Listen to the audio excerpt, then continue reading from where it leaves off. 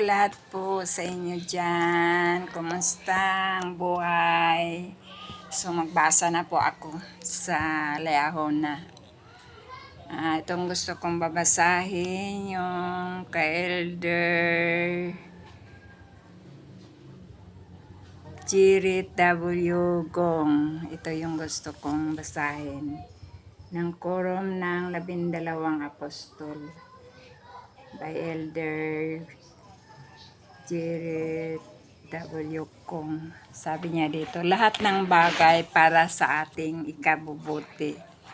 Sa buhay na ito ay sa kabilang buhay, ang layunin ng paglikha at ang likas na katangian ng Diyos ay para makakalakip na gumawa ang lahat ng bagay para sa ating ikabubuti. So sinabi dito, tinuro ni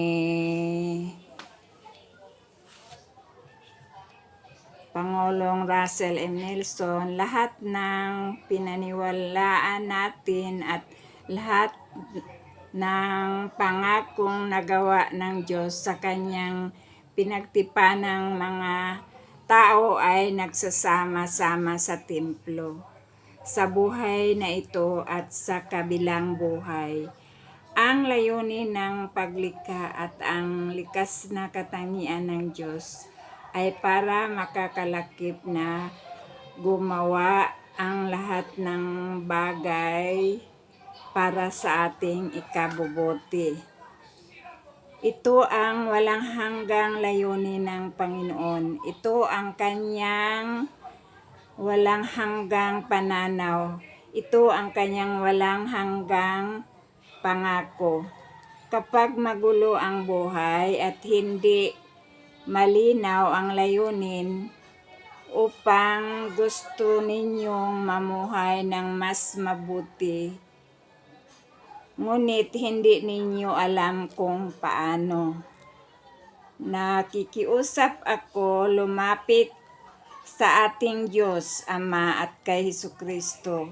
Magtiwala na sila ay buhay. Mahal niya kayo at gusto niya ang lahat ng bagay para sa inyong ikabubuti. Pinatutuhanan ko na ito ay totoo, nang walang katapusan at walang hanggan sa sagrado at banal na pangalan ni Jesucristo. Amen. So yan po ang gusto kong i-share sa inyo ngayon. So lahat ng bagay para sa ating kabubuti. So mahal na mahal ko po kayo at masaya po ako na nakapag-share po ngayon, nakapagbasa po ngayon sa inyo. So, bye-bye. I love you all. See you next. Thank you for watching, everyone.